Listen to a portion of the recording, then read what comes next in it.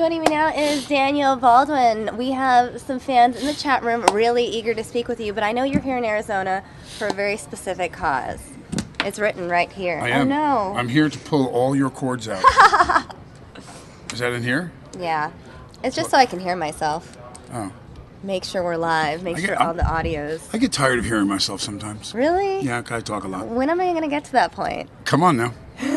So are we taking questions? Or? We are going to take questions, Okay. but first we're going to talk about why you're here. Well, I'm here because I'm a graduate of the Soba Recovery Network. I went to Soba Malibu. It's S-O-B-A. It was the 9th rehab that I had gone to. And I just couldn't get it right. And until I found Soba, I got and stayed sober, and I've remained sober. But we noticed that there were so many people coming to the Malibu facility and coming to the Texas facility that my good friend Eamon O'Hara and Greg Hanley, who's my sponsor in the 12-step program, decided to open a place in Mesa. So there's now Soba Mesa, and we wanted to get the word out to let people know, because there doesn't appear to be any other place in the state of Arizona like it, which encourages long-term care. It's a facility that has, they will reach out and get you the detox help that you need. You'll go into rehab itself, and then you do long-term recovery afterwards, which don't be afraid of, because once you get into a system where you're in what many will call sober living or assisted care, you can go ahead and maintain your life. You can see your family, you can usually go do your job, but you just come back to this structured facility, so you learn how to implement the things that you learned in rehab, as opposed to going out after 30 days, which is a nightmare. I think it's 3% of the people that go into a 30-day typical insurance model rehab that stay sober. 3 out of 100 stay sober for a year. So it's a setup to failure system. Eamon and Greg decided that they were going to change the things that didn't work and keep the things that did work and put them all under one roof. And they've done so with Soba Mesa. So I came to let people know, A, that there's a terrible problem going on in the state of Arizona, and B, there's an answer in Soba Mesa, and I'm trying to get people to get into recovery and get the help that they need at Soba Mesa. Can you talk about your own process with recovery? Obviously, one of the obstacles when it comes to just becoming sober is being willing to go. For sure. And listen, Greg says a great thing. He said, treat it like it's an emergency, because it is.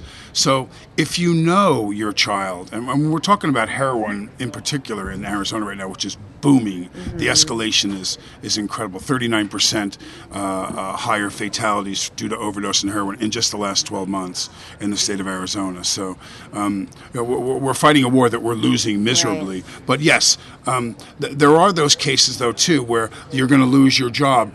Does a boss who calls me and says, what should I do? Should I tell him he's fired? Yes, tell him he's fired if he doesn't go. I'd rather have him come in kicking and screaming, mm-hmm. and then see if they find the miracle or not, rather than have them end up dead in a coffin. They're no good to me, then I can't help them. But I feel like, because we talk about heroin a lot here mm-hmm. on the show, because like you mentioned, it's a major issue here in Arizona. And I think one of the big problems here in Arizona is obviously the proximity to a place like Mexico, where drugs can sort of come in mm-hmm. illegally. Well, okay, so you say that, and we're talking about heroin. Now, what do you do to a guy who's from New York City who's an alcoholic? There's a lot of liquor stores in New York City. That's true. So you know what I mean. I mean there are some people that move away. It's called a geographic, mm-hmm. and they move away because of all the friends that they have and all. It's the saying, if you sober up a drunken horse thief, you still have a horse thief. He's just sober now. So. I don't encourage geographics and big changes to start off with, unless it's to go into recovery. Right. The epidemic is everywhere in the country. It's not just in Arizona. It just happens to be blowing up here more so than a lot of other places. I want to read some of the comments. I think Jay Scoo's pointing out that it could be your peer group that influences the drugs. Tabitha saying, you've overcome a lot, Daniel. Congrats to you. Cheers to many more years of sobriety. Billy Phoenix saying, I quit drinking because I didn't want to do it anymore. Why do so many people need help? Larry talking about how his late brother was an alcoholic. Every day was a battle. Larry chiming in, I was the same way. There's so much alcoholism in my family, but I never got hooked. Rachel talking about meth. A lot of people kind of explaining their own experiences with addiction as well in the chat room. Rural Britannia saying, I've never been addicted to a drink. You know, it comes down to every person is different. Well, everyone's different. Remember, too, it's been proven now that there can be a genetic predisposition to be an addict or to be an alcoholic. So it may be in your family. Look, in my family, there's multiple members of my family that are sober, and some of them that have it just never bothered them. So, I mean, you know, whether or not, I always look at it this way. I look at it like yeast. You know, yeast is put in until it's activated with water. It sits in a dormant state. It's there, but you have to activate it. So, you know, for some people, a good friend of mine's son, for instance, he just went away to college. I don't think the kid's ever even had a drink before in his life. I know he's never done drugs. And so for him, he saw his father in recovery, and it scared him, and he stayed on the up and up. Their communication, father and son, was very strong, and explaining to him what the dad had gone through and his experience, strength, and hope to his son. And then the son went off to college. I was still, you know, I mean, will he ever have a beer? I'm sure one day he will, but thank God, you know, I mean, if I had to go through my kids, the proposition of them never having done a drug or well, what's the reality? Are they going to smoke a little weed? That's the gate drug. Do you think that marijuana is a gateway drug? Absolutely. Because that's a big debate. You know, some people say, well, marijuana is less harmful than alcohol. It is, but what's the first one you do? You have your first beer or your first drink. You smoke marijuana. I don't know anyone that'll say, well, no, actually, I did heroin before I smoked weed, or I did cocaine or meth or whatever. You won't. You're going to smoke a joint because it's so readily available, and in some places, due to whatever your medical condition is, it's legal. Or you just go up to Colorado and it's super legal. There you go. That's Sick right. or not. Rocky Mountain High. Let's see. Heroin is a huge issue in rural areas. In my town alone, I know over 10 people that have died from overdose. Happily chiming in. You know, speaking of heroin, I know there is a public service announcement that was put out here in Arizona, here in Phoenix, about heroin. I want to play this for the viewers so they get an idea. Let me go ahead and pull this up. We can watch this all together.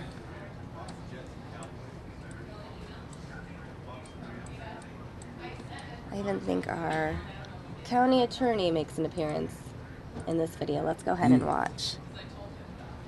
About Arizona. Heroin use may sound like an issue for another neighborhood or another family, but you're wrong. The addiction often starts in your own medicine cabinet. Prescription drugs are one of the largest pathways to abuse of heroin. Many teenagers don't consider abuse of prescription medication as drug abuse because they don't appear the same as street drugs. Please discard prescription medication when it is no longer needed, and speak to your kids about the dangers of heroin and prescription drug abuse. Visit safekidsaz.org to learn more.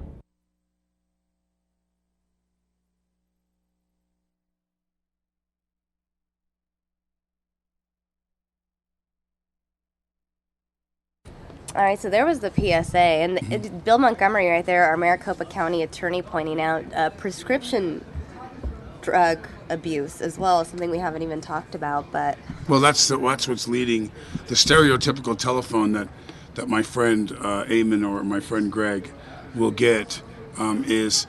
And sometimes I've heard Greg cut the mother off. Let me guess, your husband hurt his back at work, you got painkillers, Oxycontin, Oxyco, whatever it is, and your kid got his hands on them. Now what happens is those are more guarded than many illicit, illegal drugs. So what happens is you get them, you can't steal them anymore, you get caught, you get a script for a little while, and then they cut you off. You start pretending that you have tooth problems or you have your own neck condition, and you may get it but finally the doctor's going to cut you off. And when they cut you off, you're a full-blown addict. You must have them, physiologically need them. So what are you going to do? Well, you're going to go, you would never use heroin, but you can find heroin. And it's easy to get. No one's going to cut you off, and that guy's going to show up at 4 o'clock in the morning if you pay him the right amount of money. So this is how they end up going to heroin, people that you would never imagine. And we're not talking about, you see, the images that disturb me about this PSA right. Are the images of a tenement being run down with graffiti all over. This is in upper middle class to upper class white politicians' kids, every high school in the state. It's not just in some inner city place where you're trying to blame it on, well... You're saying heroin is the choice even in these heroin is in the most places. affluent schools in the state. It's at ASU, it's at Arizona University, it's there, for sure. Because the stereotype when it comes to wealth is usually cocaine. Yeah, well, because... Not that that's good either, but I mean... Yeah, no, it's... The heroin is in every school. It is. Well, I want to read a couple questions. Larry asking you, I always feel guilty for backing off when I realize my brother didn't want help. Do you think it's better for family to stay on the addicted person, or will they only quit when they personally want to? Well, I mean, I think that's an individual question. What defines giving up? Does giving up on them mean that they're going to end up dead? So, I mean, I always say, if there's something that you can do, now enabling them is a different thing. So, you have to be careful about things like, well, he was going to lose his place, so I lent him the money. Because unless you're paying the landlord directly, don't give an addict money, for sure. Don't give them money. That's a bad thing. But quitting on them, and I call it quitting, well, some people, the short answer to this is, no, stay on them. Stay with them. They need help. What would you do?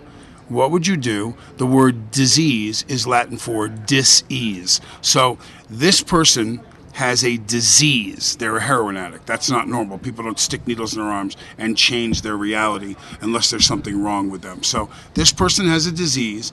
If it was cancer and they said, I don't want to go get my treatments anymore, I give up, I'm just going to die, you'd be at that door with your mother and father. You'd be short of dragging them out the door and going, you are going, I'm taking off from work in the mornings to take you to your chemo and blah, blah. So you would do that. And there lies the answer. You have to acknowledge the fact that it's a disease and that they need help. Right. You're specifically talking about the concept of addiction, and I think that's something people forget about. We talk about mental illness as well here on the show, and addiction falls under mental illness, and you make a great point in the sense that the public tends to forget that those things are just as damaging as something like cancer. Mm-hmm. It's another disease, but we readily accept the fact that cancer is dangerous, it's going to kill you, and that you would do what you had to do to fight it off and continue to prolong your life. But we don't always acknowledge that. We particularly, parents look at their kids, and I've heard many parents say, well, he made a choice to do this to himself. No, he didn't. He's got a disease. No one makes a choice of living, in sub-poverty levels and sticking needles in their arms, stealing, lying, doing all the things you have to do to maintain a heroin habit. So no one without a problem does that. Hapalia has a question for you. What led you to drink? Did you have a problem with drinking or drugs and were not willing to admit it, or how did your family deal with the addiction? Well, absolutely. I had some underlying problems and things that went on in my life, particularly in my childhood, that resonated deeply in me. I didn't even realize them until I got into long-term care and therapy, which is a component of going into Soba. So, it was through work that I did in the 12 steps, and it was through work that I did with a therapist that revealed more of some of the underlying reasons why, which is why I've been able to leave them behind me now, having properly flushed them out and dealt with them and spoke about them and felt them. Usually for me, it was the suppression of feelings about things in my life. And so the easiest way to suppress them was to modify or not be able to feel at all. Doing drugs at the end, especially for me, did not help me feel differently. It helped me to not feel anything. It just numbed me. Numbing. For sure. One of the viewers in the chat room said, where is the center in Mesa? Do they need volunteers? Alicia, asking about Soba. Does Soba need volunteers? I would suggest that everyone listening right now would go ahead and Google and search and get on the site for we have the site up on the screen. Soba Mesa, S-O-B-A. Oh, Mesa. This is Malibu. Yeah, that's Malibu. So you want to go to sobamesa.com. sobamesa.com. There we go. Go in there. You can leave comments. You can find out things. There's people to call. If you have a member of your family that needs help, a friend, a loved one, whatever it is, go ahead on, and it'll take you right where you need to go. There's a place here, there's hope, and there's a solution in the state of Arizona, and it's called Soba Mesa. So I would ask you to go ahead and take, if you're the mom or the dad of the child or a friend, go ahead and arm yourself with the information and learn more about this facility, this great place that you can go, and these people can reclaim their lives. I'm here because it helped me reclaim mine. And I would encourage you to do so for a family member. If you love them, go ahead and Google that site and arm yourself, and let's get them the help they need.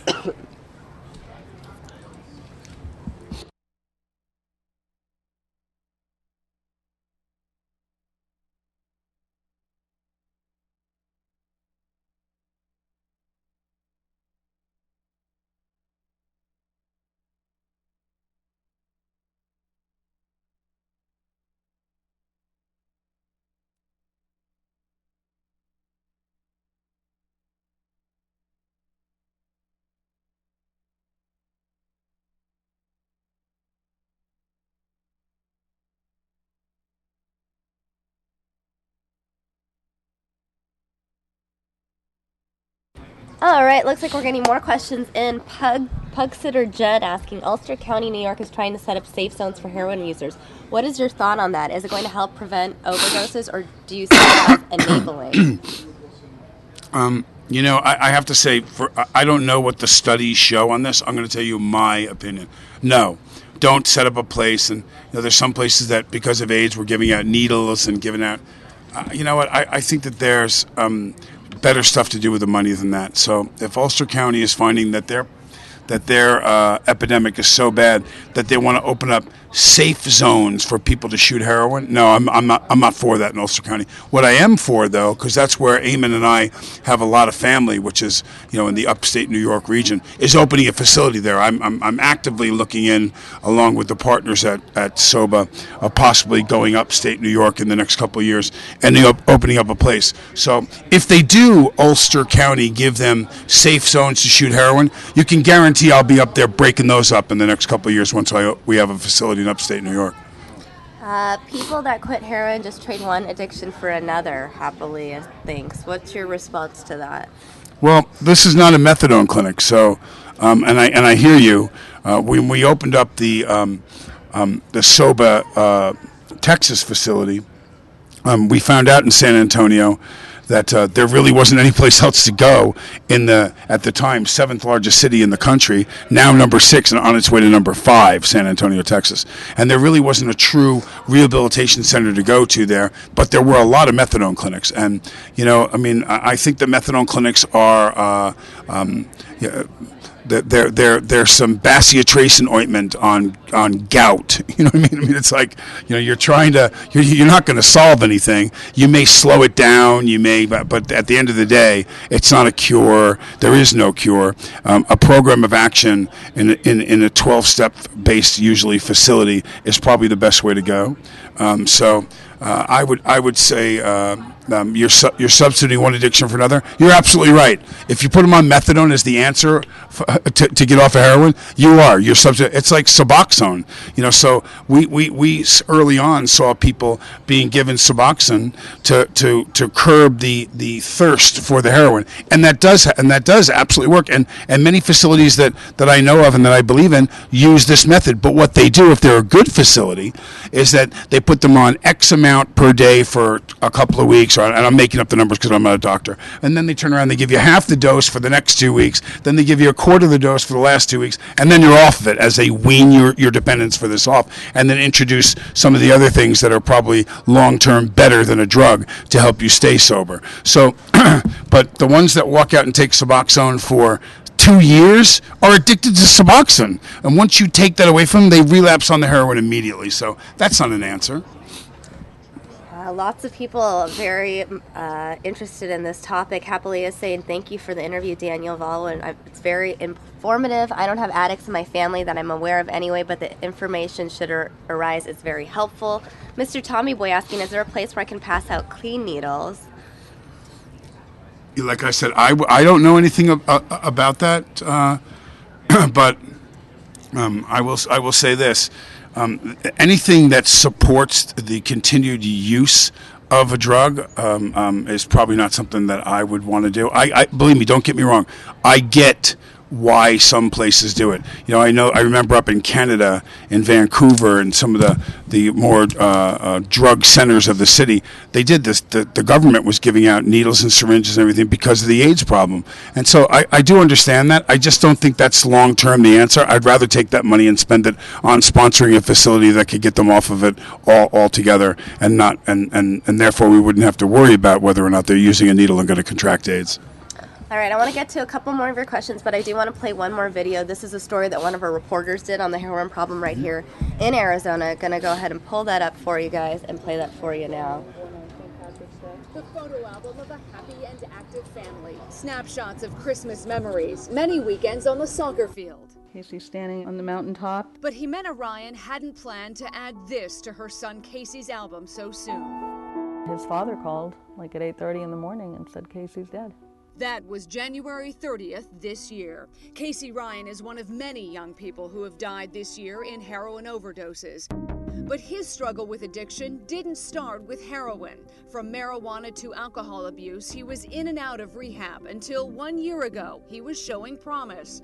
And then came a setback, a major foot injury. Jimena says a doctor negligently prescribed Casey pain meds. The pain medication really was the segue into the heroin. Doctors are overprescribing medicine. The whole system is broken. It is a perfect storm. Jimena was watching her son closely and noticed her spoons started disappearing. And I would find spoons that were blackened on the bottom, so he had been putting the pain medication in the spoon and heating it. While Casey found heroin through his pain medication, for others, it's curiosity, thrill-seeking, peer pressure, or boredom. What they don't realize is it only takes once, in some cases, in many cases, for them to open the door to a killer. Because this stuff kills. Kids are playing Russian roulette because they have no idea what they're getting. Jimena is in a mom's group that she says sadly grows by the week. The heroin grabbing hold of kids at an alarming pace. Parents are worried about marijuana. Are you kidding me? There's heroin all over Sherwood. As with all the other high schools in the area. So the kids in high school and middle school can access this stuff any day of the week, 24/7. It's just unbelievable to me, the lack of knowledge, the lack of awareness of what's going on in the communities with the kids. Jimena recalls the night before Casey died was a good night. Gave me a big hug. I love you, Mom. We're going to spend the day together tomorrow. I'll call you in the morning. That call from Casey never came. He just probably tried to, have one more hurrah. The craving, just the disease beat him. Why are you talking about this? Why are you so transparent about it? A lot of people are nervous to talk. It's part of the healing process to find some way to make sure that the loss of your beautiful, intelligent, wonderful, soulful son or daughter doesn't end with the tragic death. I couldn't save my kid. I tried everything that I knew. No mom should ever know what her kid's heart weighed.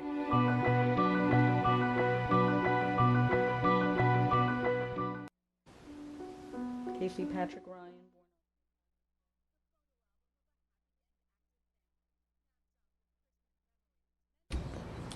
That was very emotional. It was. That was very powerful. It's very true. Bravo to this woman, this mother, for her courage.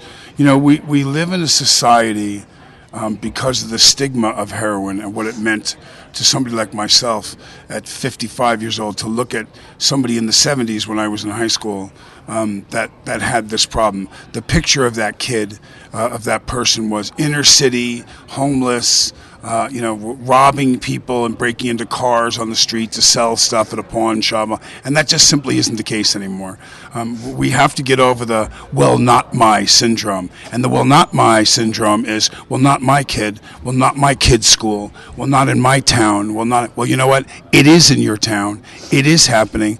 1 in 3 children in high school in the United States will face a heroin situation, meaning they'll walk into a bathroom or they'll see someone else Now, if you're going to be one of the 33% that faces that, just in high school, you're going to face that situation. And I think the numbers of the ones that are using are literally, or in or around heroin, are one in four. So 1 in 4, 25% of these kids are either either try it. I'm not saying they're going to a needle right away, but they're smoking tar, they're doing a line, and then they may get away from it for a while. But the ones that go on pain meds, they're done.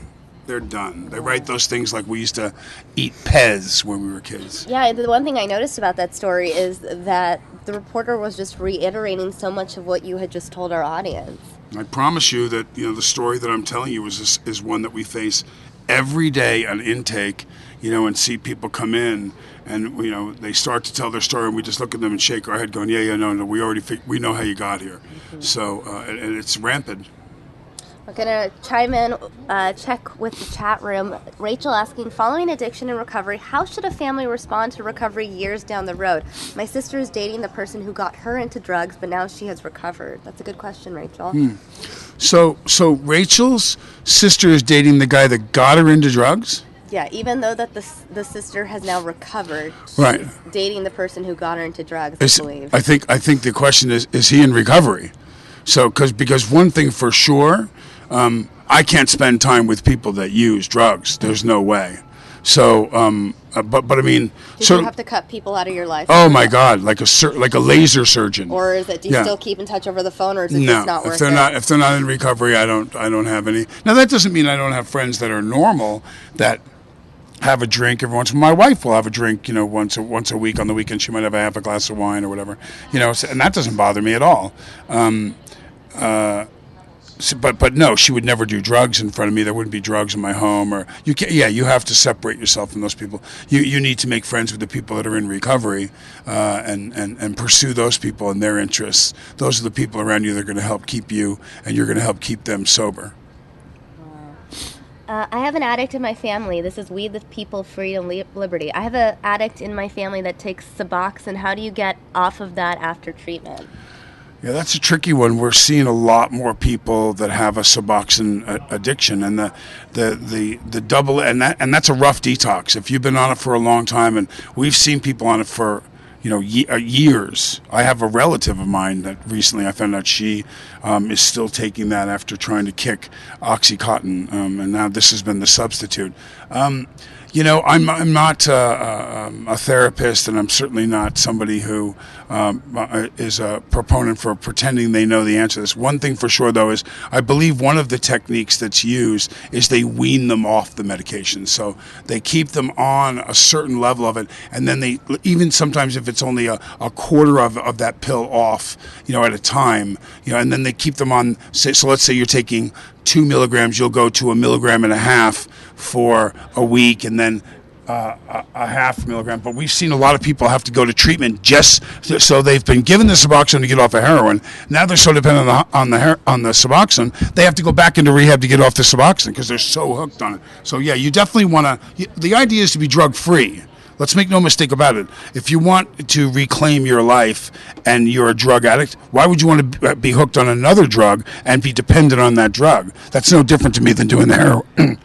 Pardon me, than doing the heroin, in my opinion. There's your water. I saw my water. I was choking just then.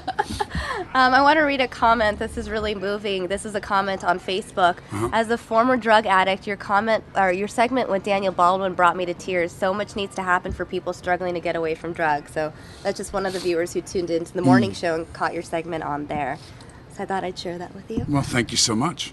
Rule Britannia, yes, thank you for your interview, Daniel. Who are you voting for in the election? Any opinions on who might help the heroin problem or the drug issue? I am probably going to vote for the same person. Now, this person has each year almost doubled their vote intake. So back in 88 was the first time I voted as a write-in vote for myself.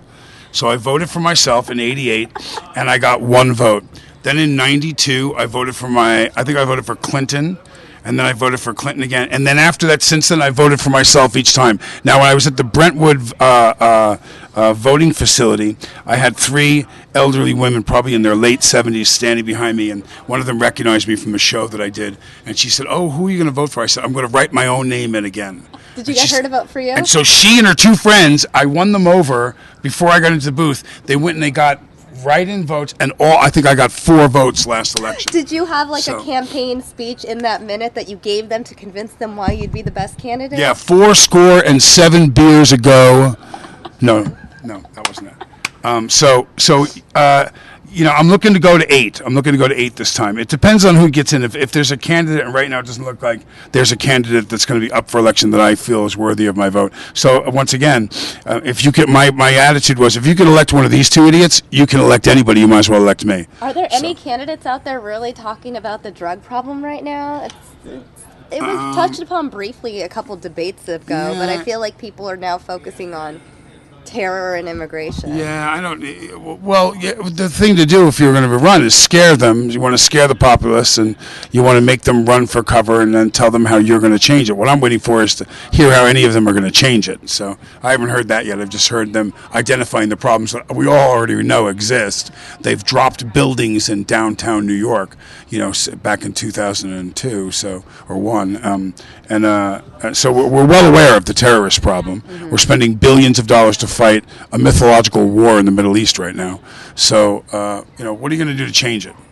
A lot of people love your answer, by the way. I think you might have more people writing you in come 2016. I see that. Daniel Baldwin, 2016, coming in. Come on, baby.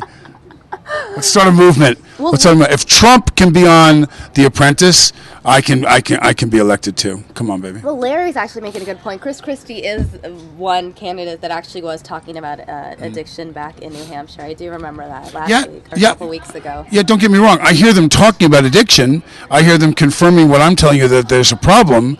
But the question is, what are you going to do about it? What's your answer? What's your plan of attack? So I want to hear that more. I want to hear what you're planning on doing about it. Happily, one more question, SK, for Daniel Baldwin. Did your addictions have any long-term repercussions? For instance, has that addiction influenced your current relationships with family members or friends? For sure. I still, in my career, there's people that can remember back 10 years ago when I had troubles and say, hey, how's he doing? Is he doing all right? And there's family members that I think to this day still go, God, he looks great. He's doing okay. But you can see that little look on their face, like waiting for the other shoe to fall kind of thing. Because for a long time, that happened in my life. I would get sober, and then I would fail or get sober. Now, I've been sober for a long time now. So how many years has it been? Many. Older than you. Well, really? I got sober when you were in grammar school. That's not true. No? I think so. Were you sober in 1987? No, I wasn't. Oh gosh, no. 87? You were in grammar school? No. I was you weren't even born in 87. Stick with that. Let's go with that. No, 1999. Look at this. Yes, the war in Afghanistan was because of poppies. Now we're going to get in there. We're going to start. Rule Britannia. We're going to start. Rule Britannia is a very big Trump fan. I just want to. Really? Yes. I have many experiences with the Donald. Maybe you can enlighten Rule Britannia with some of them. I'm sure they would be very interested. No show. Billy Phoenix saying a great way to keep her kids off drugs is to refuse to enable them to actually be a parent. How influential is parenting when it comes to the drug issue? Because you can be a great parent and still have kids that fall into the trap. For sure. And there's a great thing that Billy says that, and let me enlighten you to something. These are your kids living in your house under your guide. A great thing that was given to me about the detection of whether or not they're drugs. No one knows your kid better than you do. If they're sleeping more, if they're lethargic, if they're coming in late, their grades are dropping, they're not as interested in people, places, and things as they were. If you just know, you know better than anyone your kid. If something seems funny, then something's wrong. For sure, something's wrong. So don't wait. You have every right to go down to a pharmacy and say, I'd like to take an at-home drug test, and then walk up to your child, 17, 16, 15, whatever they are, and say, listen, I know this may be alarming to you, but I really would like you to go ahead in the bathroom and urinate in this cup and hand it out to me as soon as you're done, and I want to see what's going on. And just, oh, but Dad, I swear, why would you ever do it? I can't believe you don't trust me. Pee in the cup, please, now. You know what I mean? And that's just the way it goes. Now, you may get that cut back and find out that they're not on anything, and then you're going to have to say, well, then, and that opens the gate to a conversation of, well, I've just noticed that you've been very cranky lately, and you've been short with people, and you've been sleeping more, or whatever, so maybe we need to talk about something else. Or it could be a depression or something like that. Could be. Or 9 out of 10 times, one of those little bars is going to come up lit up twice as opposed to just once, which means whatever that category is, and they list like 14 of them. So there's nothing they're going to hide from you, and you're going to find out, and you're going to say, can you explain to me why cocaine and heroin are both coming up, opiates, on this cup? Well, I know someone put something in my drink when I was at that party, and I'm not sure about, you know what, now there's your answer. And so that opens up another set of discussions that you're going to have with your kid. But believe me, many of you parents out there are going to be really, really amazed by doing that test at how many of your kids are doing something you don't know about.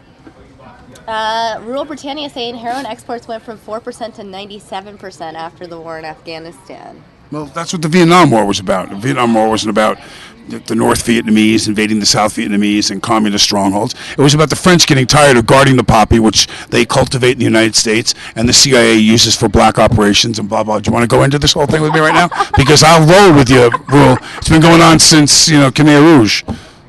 Lyman Spitzer has a question. Are psychedelics all right to use if you stay away from hardcore opiates and stimulants? Let me ask you something. Can you go into a department store and buy psychedelics? Incorrect. There's, some of the stuff too.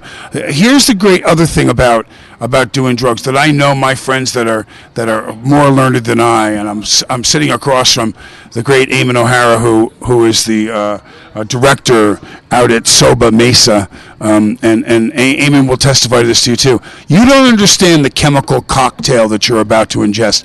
One guy shooting a same dose of heroin that he shot every day, but maybe he's under a little stress, maybe he ate a combination of things or didn't eat a combination and hasn't slept and this and that, and suddenly that amount, that time, he's overdosed. He hits a hot needle. There's no total explanation why. It has to do with all of the biochemistry in your body. So you go ahead and take the ecstasy, or you go ahead and you take acid or peyote or whatever it is you're going to take, because you're going to go on that trip, and it's harmless, it's natural. My friends take it all the time, and that's the kid you see comatose that comes out that has a stroke or is in a wheelchair for the rest of the life. And if you're not supposed to, if it's illegal, that means that you're not supposed to be taking it. So don't take it.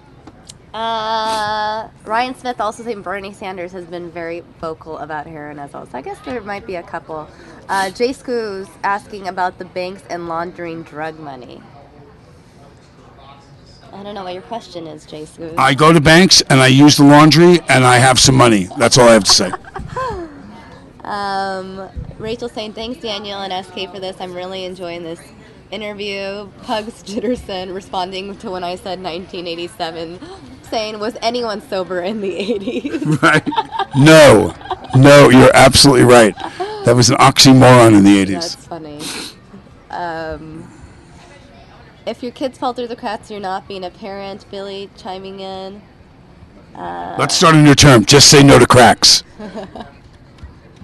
Let's see. Did I got through all the viewer questions, it Beautiful. looks like.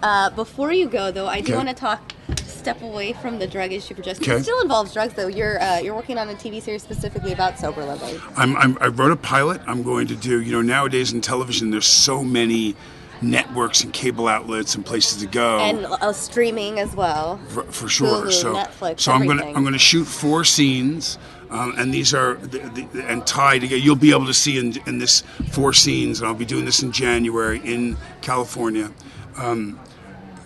You'll understand the entire show, So you have to give me more than this. Well, what it really is about is a sober living facility. And I am the proprietor of the Sober Living. The Sober Living is not doing particularly well. It's in Malibu, but it's up. In Malibu, the closer proximity you are to the Pacific Coast Highway, the higher the real estate is. So if you're on PCH, or if you have a view of the water above, but when you're way up the canyon, it turns out that a friend of mine who owns a rehab has a very high-end client. It's like the equivalent of let's just say Marlon Brando's kid kind of thing. And the kids being besieged by paparazzi and everything. So he comes to me and says, look, can you take this kid in your place? And he's referring to me from the biggest rehab in the world. And so it's my chance now, if I can keep this kid sober. So it's the crazy mayhem that goes on. And believe me, if you know someone that owns, particularly a place that drives a lot of clientele, the stories we can tell about what goes on. Well, that's what I'm saying. You're writing it from a real perspective. Oh, I mean, you know it firsthand. I'm actually hoping that the people I'm writing about don't watch it, because all I did was change their name. Or I'm going to be in trouble. The owner of the place that I'm talking about is a friend of mine. So I have some stories that I've heard over the years, and I said, can I write the story about the guy going in the room and pulling his pants down and he goes, yeah, no, please don't write that, because if that comes out, I'm like, can I change the name and say, he goes, yeah, please don't write that, because if that comes back to me, just say it was your imagination that right, day. Exactly, it was a dream. We have a question from the UK, Joe Foley, and I don't exactly know what he means by this, but I'll ask you anyways. Does America have a problem with legal highs? It's a big problem over here. Well, I mean, tell me what legal highs are. So that's alcohol. Listen, I've spent a lot of time in England and a lot of time in Great Britain, and so your culture is such that drinking is very, very accepted. Drinking and driving is being cracked down on. And cigarettes too is something. For sure, a lot of people smoke, and I think anything done in moderation. And you're enjoying your life and it's not interfering with you. So you have to take a look at that. Are you missing, are there consequences towards your casual using or drinking? Are there consequences to smoking cigarettes? Of course there's consequences to smoking cigarettes. And you may find that out later near the end of your life, because it'll be what ends it. But I mean, are you showing up to work late? Are you as effective as a parent? Are you, is your casual legal using of whatever the substance is? Listen, these prescription drugs are legal. So, the stuff we're talking about, you may legitimately have pain in your back. Moreover, what happens is, what do you do with a guy who's sober, who has to have dental work done, or who sustains a terrible car accident and is in pain? The answer to that is, you give the prescription to somebody that you trust, your significant other, your sponsor, or whatever it is, and you let them dispense it to you, so you're not left to make that decision yourself. But it starts with the legal casual stuff, and then it leads to the big leagues. All right, just a couple questions, and I got to wrap this up. Happily, a comment. All these Baldwin guys were and are handsome. There was even a term coined in the 80s and 90s from that. A cute guy was referred to as a Baldwin. I got that story. My agent said to me, Alicia Silverstone has a movie coming out called Clueless. You got to go see it. And I said, why would I go see that movie? That's kind of a kid's college movie. And she said, no, you got to go see it. And I said, I'm not going to see the movie. Just tell me what it is. And so she said, no, you have to go see it. So I got my daughter, and we went with the baseball cap and the sunglasses, and we went down to the movie theater, and we watched, and of course, the famous scene walking in the mall. And she said, he's a Baldwin. And I went, you couldn't have just told me that on the phone? I think they were referring to my brothers anyway. They weren't talking about me. Last question, tell me. Last question. Kathy K., what's Baldwin's opinion on induced coma helping cure addictions? Well, I induced a coma on myself for the better part of 20 years. If you're talking about a weapon to fight addiction that you induce a coma, I'm not really familiar or learned enough on that matter. But I'll tell you what, at some point they have to wake you up. So, what's your opinion on having terrible financial issues and sleeping it off for a weekend and getting away? When you come back on Monday, do you still have terrible financial issues? Indeed, you do. You probably have more, because if you sleep for a really extended period of time, you're not making any money. And there's interest on the loan. So, so there's your answer. No, I don't know much about it, and I think there's one way to do it. Just you have to surrender, and you have to be willing to do the work. And if you took half the amount of time you spent using, lying, cheating, stealing, and doing all the things that drug addicts do to stay high, if you applied half of that effort into staying sober, you'd live a beautiful, healthy, happy life, and you'd be sober. Wise final words. I have one last question. Can I just see your tattoo? Which one? Well, this is the one that I could see. Maybe we can show the viewers. Oh, no, that's the one you want to see. The Celtic cross. And, of course, I can flash you until I come next time. The princess. Did you get any of these after becoming sober? Yeah, I got some after becoming sober. Do any of them So you thought they were all anything? drunk? No. Choices. I didn't know if there was like no. I meant like you became sober and like you got something on your body to remind you to never go back. Something crazy symbolic like that. No, I didn't. I didn't. You could get one. I could get one now. What would that be? Oh gosh, I don't know. What would it be to remind you? I'll get. You know what I would do? I would get my wife's name put on me. That would remind me to stay sober because I know that if I ever went back there, I would lose her, and she's very important to me. That's really sweet of you. Yeah, I would do that. All right. Well, thanks so much for hanging out. I'm going to go ahead and show the viewers the website for the Soba Mesa. Soba Mesa. You know what I really would like people to do is go ahead and click on Soba Mesa when you get a chance today and read up on what they're doing. And then if you've got somebody that's got a problem, there's ways that you can contact them or leave them a message and they'll get a hold of you. And let's get these people, let's get it going here in Arizona because we got a big problem going on and we're not doing well fighting it. Well, Daniel, thanks so much for giving us so much of Thanks your for having me on. No and worries. answering everyone's question. I'm going to go ahead and walk you out, guys. Go ahead and take a look at the Soba Mesa website. Is that because of this? Oh, the finger. Hold on. There we go. I think so. Ask him about the finger. Is that the finger? I don't know, I guess. The finger is, wait, I'm going to show you. This is even better. How am I going to do this? So I went to get I've gotten a manicure before, but not many times. And so my two daughters, Avis and Finley, are 7 and 6. And they said, Daddy, we really want to go get our toes done. And blah, blah. So I said, okay, I'll go. So I agreed to let them do this. So they did this. And then after a while, that wasn't enough. So I ended up. Oh, God, this is great, guys. I ended up doing this. Oh, my God. On? Yeah, they can. There it is, baby. Well, I wish I could zoom in. There it is. Maybe I could. What? Wait, we're going back up? We could go to this camera, maybe. Which one? Right here. If you want. I'm curling. Are we seeing? Are we seeing? I think they can see it. They can see most of it. All right. Well, you could just continually paint your nails now as that reminder, maybe. That could be the thing. That's what I'm doing. Was that supposed to be in my ear the whole time? No. You don't. I'm just monitoring the audio. It's terrifying. You're fine. You're fine. Thanks for having me on. Thanks for hanging out. And put this website up to remind people to get help now if they need it. Thank you.